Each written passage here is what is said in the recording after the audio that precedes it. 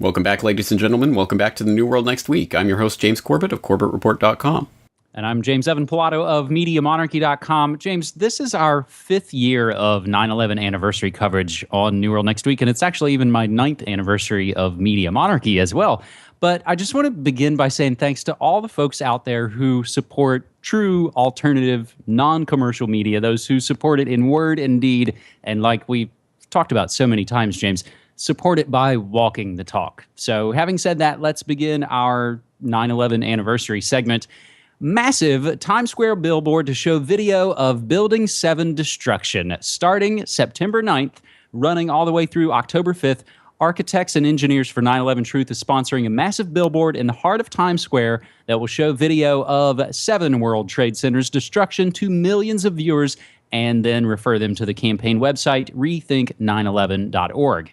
Towering above the intersection of West 42nd Street and 8th Avenue, the two-sided 90-foot by 45-foot billboard will display a 15-second ad once every 2 minutes for 4 weeks, reaching an estimated 105,000 adults a day and approximately 3 million people during the full 4-week campaign.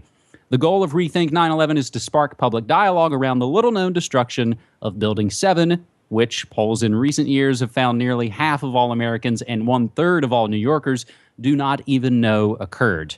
James, our other story surrounding 9/11 this year is just the sort of amorphous general be afraid of everything. So this is an interesting one from the Associated Press. NYPD on the eve of 9/11's 13th anniversary, terror threat more complex than ever.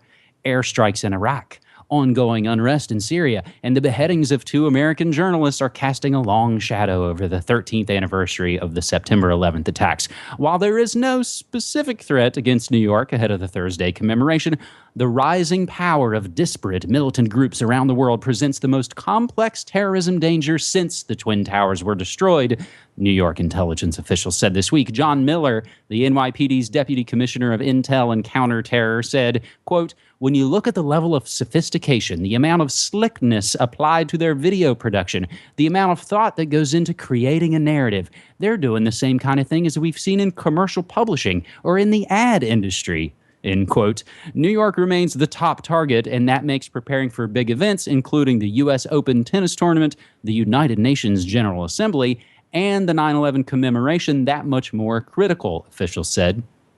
Plus, the man commonly referred to as Barack Obama plans this week to outline an expanded U.S. campaign against militants in Iraq and Syria following the alleged beheadings of American journalists James Foley and Steven Sotloff. And James, will get into this in just a little bit, but Barry's aforementioned speech is actually going to get rolling here in about 30 minutes from when we're recording this.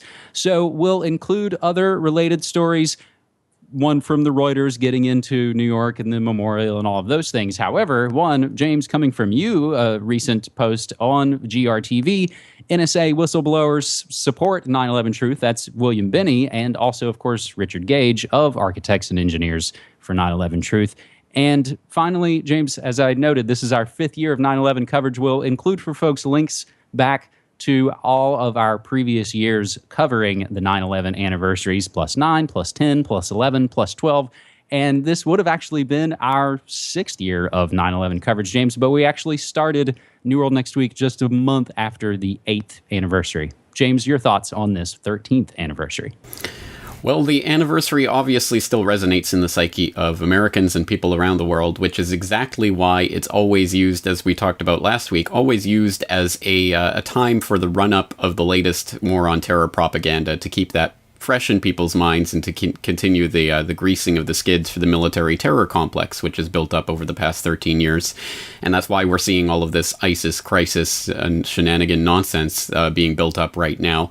And I think that just as this is obviously resonant and a good time for the propaganda masters to put out their propaganda to try to cower and scare people back into submission, it's also a good time to offer the antidote to that propaganda, which is, of course, the truth. So it's good to see the Rethink 9/11 campaign is taking advantage of this opportunity to put out that billboard. And it is important for us who have been involved in 9/11 Truth for years and years and years and pushing this message to not get locked into that tunnel vision whereby we think that, oh, well, everyone already knows this already, so, everyone who doesn't believe it is just a shill. There are new people discovering the existence of WTC7, let alone the destruction of WTC7 every single day. And as my recent interview with William Binney shows, I mean, even people like NSA whistleblower William Binney, who's very much been lauded and brought up into the mainstream media in the last year or two. He only discovered about the alternative explanation of the collapse of the buildings this year and is now a supporter of 9/11 truth. So we really do have to continue pushing this message out to a greater and greater audience to ensure that choir continues to grow. And it is growing, and we are having an effect. And every year that passes is another year of water under the bridge, where people who were too emotionally involved to look at this information can now start looking at it. So this is as good a time as ever to start to continue pushing 9/11 truth and to push it over the top, where we actually start to make progress. And of course, to break that tool of false flag terrorism, that magic trick that they use, the ace card up the sleeve that they love to bring out at times like this. And the more that we push this, the less effective it will be the next time they try to pull it. Absolutely. James, our second segment we'll just call Guess Who's Coming to Dinner, and it's kind of a two-parter from Blacklisted News and the Weekly Standard, whose headline reads, Obama dines with man caught stealing, destroying classified documents. President Obama hosted a private dinner with a group of foreign policy experts. Among them, Sandy Berger, who was caught stealing and destroying classified documents that related to President Clinton's record on terrorism issues. The long story of Sandy Berger, he actually even gave up turned over his lawyer credentials, showing he was in deep trouble. And why would he give up everything he had worked his entire career for to not get into what he was doing? So as in a lot of cases, we can't go down all of the different avenues, but we provide all of the links for you to go do research on Sandy Berger. So with all of that criminal activity, there he was, right back in the good graces and dining this past Monday night with the president, where the topic of conversation, again, this is coming from the Weekly Standard, presumably how to deal with the current threat of terrorism this country faces from the Islamic State. So here's where blacklistednews.com comes in handy and points out who's who at this little soiree. So there's the administration participants, the president, the vice president, Secretary of Skull and Bones State, John Hines Kerry. You also had Deputy National Security Advisor Tony Blinken, CFR, Counselor to the President, John Podesta, not CFR, he's only a lobbyist for Walmart and BP and Lockheed.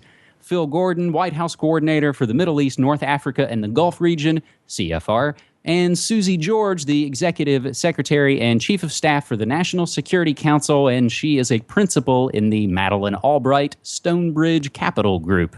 Then you have the external participants, and they are Sandy Berger, CFR, Zbigniew Brzezinski, CFR, Tom Donnellan, CFR, Michelle Flournoy, CFR, Richard Haas, President of the CFR, Stephen Hadley, Jane Harmon, Michael Morrell, all CFR, and rounding out the list, Strobe Talbot, CFR, who was just tweeting about how the new Rob Reiner CIA Skull and Bones movie is coming out soon. He's excited, so you can find at Strobe Talbot on Twitter.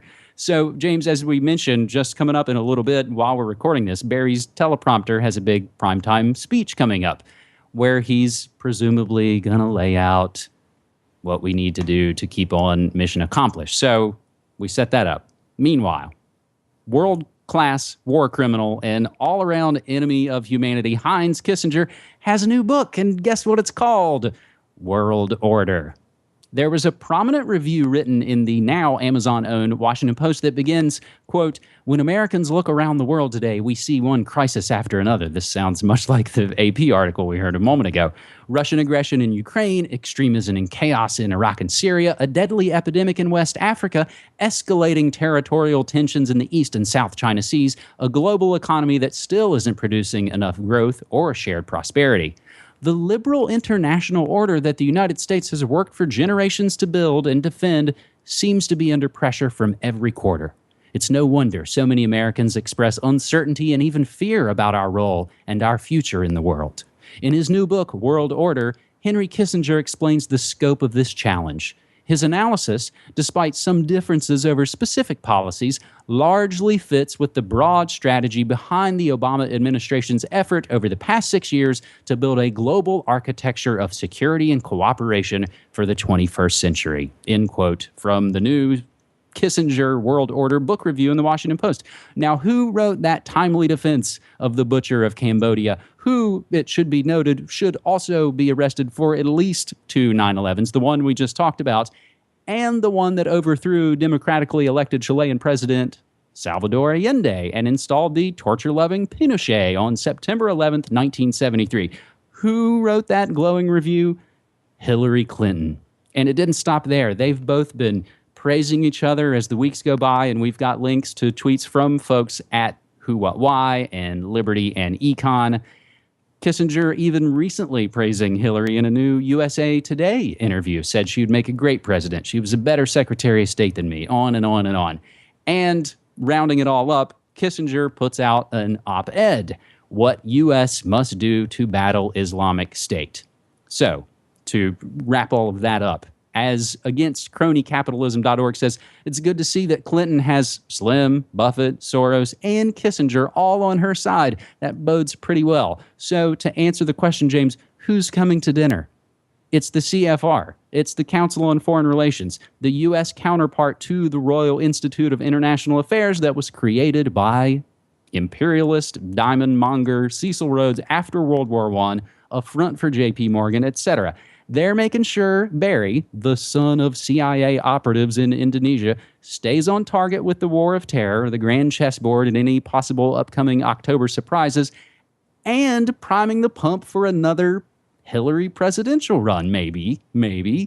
Either way, they've got the phony left at least covered until the next presidential selection. James. Well, you covered it beautifully there. I don't have a lot to add to it. I mean, here we have all the CFR vermin congregating for their little dinner, and they're eating Sandy Burger, I guess, tonight. There's so much to say there, but I think you said it all. It is just more part of that, here's the crisis, what's the solution, and patting each other on the back that is indicative of the system that we've been led into, and that goes back, as you say, to the Cecil Rhodes Roundtable and all of this other stuff from which the CFR sprang, and which is echoing down through to today. So it is absolutely par for the course, nothing particularly surprising, and not particularly surprising that Heinz Kissinger is writing about world order and talking about the type of world that the CFR wants to lead us into. Once again, we just have to deliver the antidote to that propaganda, the truth. So I hope people will check out my recent interview with James Perloff about his book on the Council on Foreign Relations, and we'll check out the book itself, Shadows of Power, which is definitely worth a read. So, James, after all that kind of badness, let's end this episode 203 of New World Next Week with a bit of a good news next week segment, with one that might not be an unmitigated good, as we've noted, as in so many cases. You got to read the fine print and read the articles and do more research on your own. But we'll take this from CNET, and it was submitted to us on Twitter using hashtag New World Next Week at Ministry of Dumb. Off-the-grid texting device Gotenna attracts the anti-surveillance crowd. A gadget for text messaging without cell service sees a spike in interest from the pro-privacy crypto and Bitcoin communities, even though that wasn't the creator's original intention. The story begins by noting someone who found themselves in an unfortunate situation. Daniel Levy, a web developer living in the Puna district in Hawaii, lived through a rough 12-day blackout after bad hurricanes this past summer. Many residents in his community stuck powerless, I guess literally and figuratively, until the local utility company restored the grid while some subsisted on solar energy. It was after that, Daniel Levy said, that he started looking for a solution and found out about Gotenna, a gadget, a small Bluetooth-enabled rod packed to the brim with modern radio innards, lets you create your own private, secure communication network for sending messages without cell service using your smartphone. It's marketed towards outdoorsies and emergency situations, hiking, disaster relief, but Gotenna's getting a boost from the cryptography community. Levy, whose neighborhood gets zero or little reliable cell service, happens to represent both. He's among the more than 25% of Gotenna pre-order customers who paid for the product using cryptocurrency Bitcoin. Levy told CNET, quote, "We do not need to be dependent on centralized industries for our communication, which is a very important part of our modern lives." Now, James, as you and I were discussing before we rolled tape, this is a long article from CNET, and it even has updates at the bottom where spokesmen from Gotenna have said this doesn't strictly use mesh networking to send messages. So there's a lot of questions. Do both people have to have a Gotenna to enable the end-to-end encryption? I think all of these things will probably still have to be discussed, but James, ultimately it speaks to what we've talked about and try and champion here so many times, is again sort of taking the power back, James. Exactly right. And this is another example of how taking the power back and being prepared for emergency situations tend to go hand in hand. Once again, being independent and being able to survive is going to be important, not only in the event of a security event or some sort of emergency, but also just as going forward as free humanity. We have to have a way of getting ourselves off the grid. So I do applaud technological efforts like this. Maybe this is not the ultimate final solution, but at any rate, we can move forward with getting ourselves off of this grid. And there are answers and ideas for decentralization. There are even apps that you can download to start creating your own mesh or joining mesh networks in your area to start building up that alternative infrastructure, which once again does not have to rely on the big mega corporations so that we can connect to the internet. There are other ways of doing this, and we can start taking the power back into our own hands. Again, that's always the message that I want to leave people with, that ultimately we can work towards taking ourselves off of this grid, or we can just go along with it. And I think we all know what road that leads down. And if you're lining up to get your Apple iWatch or whatever, I think you're probably going down that wrong road. James, some of the other good news next week tweets that will include one, actually a flashback. We did just cover a story similar to this just back in June on New World Next Week. German villagers build their own broadband network. But at Futures Calling on Twitter submitted Ecuador to create its own digital currency, and I've not looked fully into that. But also coming from Jeff Vasey1 on Twitter, good cops cross the thin blue line in Florida and turn in bad cops stealing drugs from evidence and pinning it on other people. So again, with all the bad news that we see about police, Ferguson, all of these things, we do at least have to note when good action takes place. Some of the other hashtag New World Next Week updates submitted to us on Twitter from some of our best folks like Futures Calling and GJ Salisbury. James, this would go along with our third story if we didn't try and call it a good news story. MasterCard rolls out Orwellian national ID card as they're working, I believe, in Nigeria to roll out one of the most massive digital ID biometric card systems the world has pretty much probably ever seen. Meanwhile, Hollywood celebs besieged by paparazzi drone cams, Predator drones being flown over ISIL's Syrian capital, ISIL, IS, ISS, the name changes constantly. And the last note from Futures Calling, as experts warn of inevitable Fukushima disaster in California. James, these are all the kinds of stories that we've covered year in and year out here on New World Next Week, and it's always a pleasure to be here with you. All right. Well, thank you again for the fifth anniversary, for our fifth